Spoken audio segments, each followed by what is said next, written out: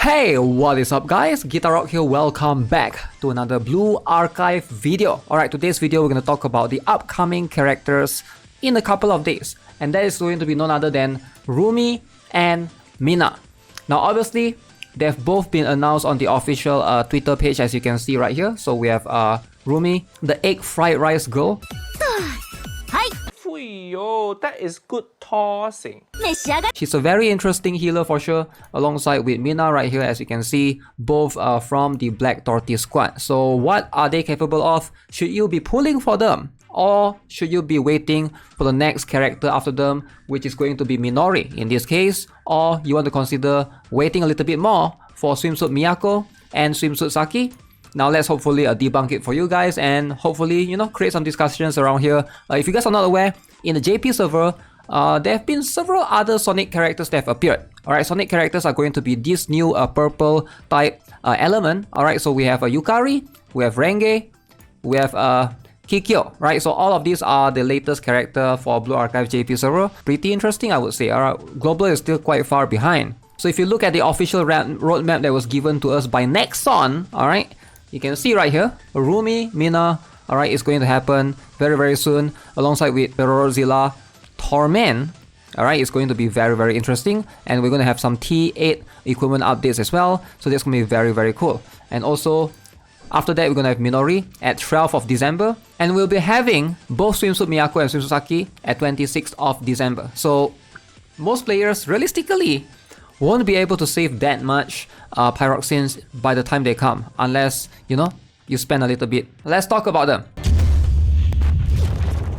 So what is Rumi all about? What is Mina all about?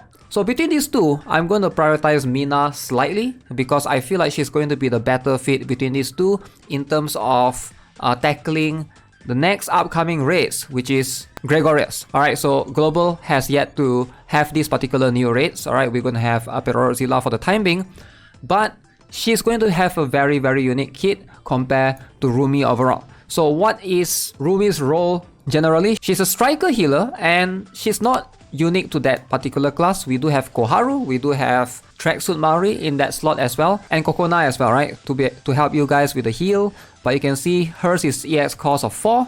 Alright, she's gonna toss fried rice to one ally, healing them. And if there's an ally near the target that has not yet been healed, fried rice bounces in that direction and heals them as well. So she's a healer that is able to heal in an area in a very interesting manner because it jumps around and bounces around, right? Very interesting.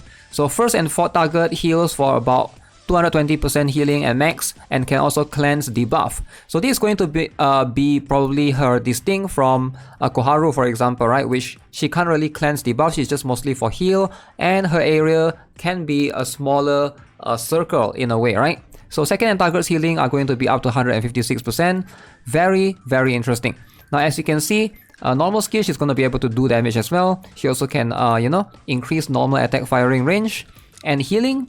And the last one is for allies healed by EX skill. Additionally, continuous heal by extra 3%, alright, for 60 seconds. So lots of heal. She's going to be a very good healer overall. Where she shines is probably going to be in the Gregorius raids as well.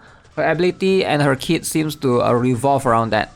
Now for Mina on the other hand, as you can see, she will be having this particular unique skill called the Clash of Giants, where she's able to do damage to one enemy, only one, but at the same time, she has triple debuff where she can decrease attack, evasion and accuracy. Now this is going to be very good because she can also deal additional damage based on the number of debuffs that the enemies have. Now if you guys are not familiar with Gregorius yet, that raid boss is going to be uniquely revolved around applying lots of debuffs. So that's the whole objective of you to try to pull for Mina right here, right? Hopefully she's able to help you in that sense. So when she uses her EX skill, she also buffs herself in terms of her attack, her evasion and accuracy by up to 35%. So overall, a very solid character, definitely not someone that you want to sleep on. Now the truth about Mina is she competes with Swimsuit Saki later on. So that's something that I want to talk about. Is it worth it to go all in right now with the upcoming banners? Because Minori is going to come right after.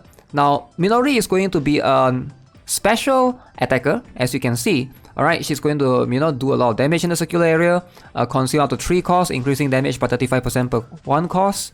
And you can see she has a very unique sub-skill right here. For all allies, increase explosive damage bonus against the enemies weak to it by 30%.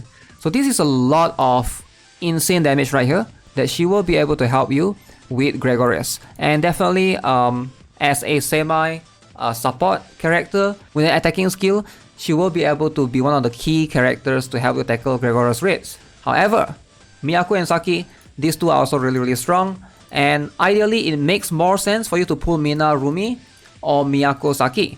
The reason why is because the tactic that a lot of players use is they try to go all in with 24,000 pyroxenes, hopefully to get one of the character, and then they use their PT on the other character, right? So in this case, if you pull for Mina, go all in on her banner, and then the PT is shared between the two banners. So hopefully you get her.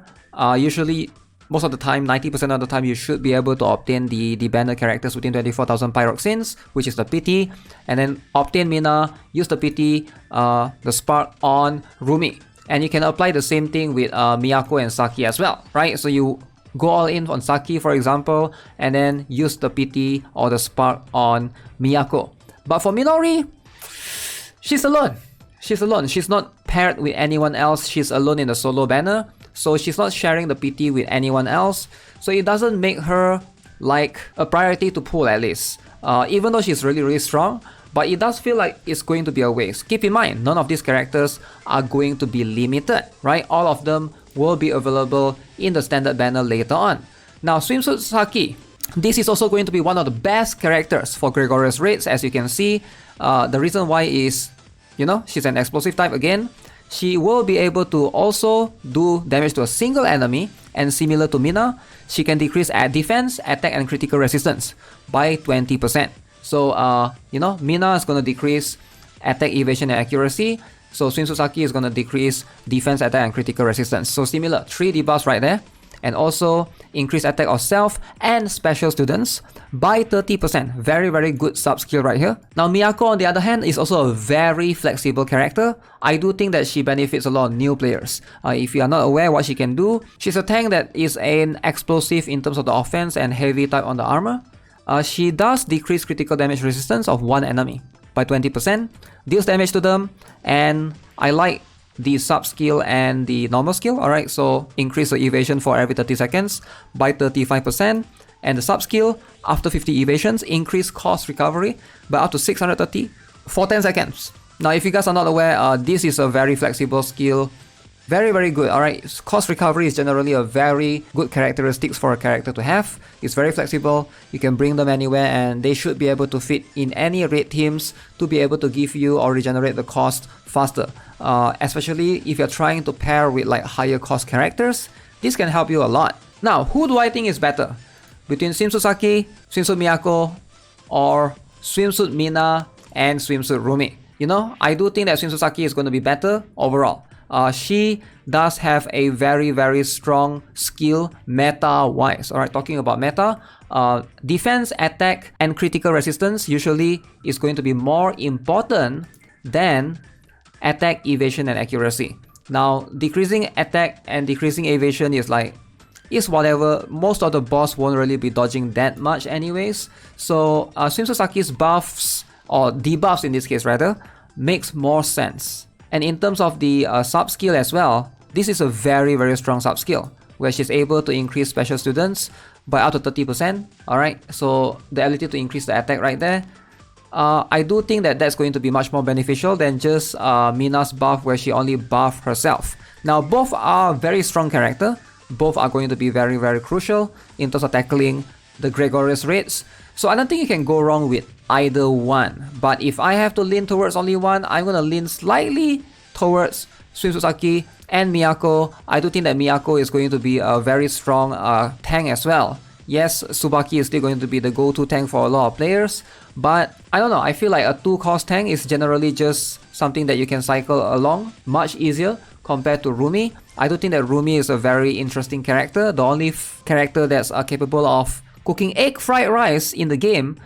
But still, do you really need another healer? Like for me personally, I already have Kokona, I already have Koharu, I already have Tracksuit Mari. So I'm not sure if I'm gonna need another striker healer, despite how strong she is. But yeah, we'll see. Regardless, I'm still gonna try to see if I can pull for both. It's going to be a bit risky of a move. So yeah, all in all, if you guys want to save for Swimsuit Saki and Swimsuit Miyako, that's going to be later on in December. Now, if not, consider pulling for Mina and Rumi. Both are going to be a strong character, but make sure that you guys are aware, because once Swimsuit Saki and Swimsuit Miyako ends, you will have about 2 to 3 weeks before the very unique banner comes, which is going to be the Hanako swimsuit. So that's when Global should be having 6% banners again. Now, if you guys would prefer to save till then, feel free to take the risk, you know, like at the end of the day, it is what it is. I do think that the Ui swimsuit, Hinata swimsuit, and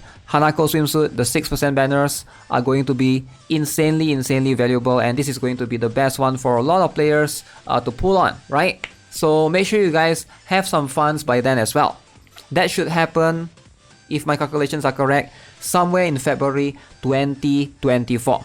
Alright, so with that being said, that's gonna be it for this video, guys. Hope you guys enjoyed it. Subscribe if you guys haven't already. Give this video a like, and I'll see you guys in the next one. Have a nice day. Goodbye.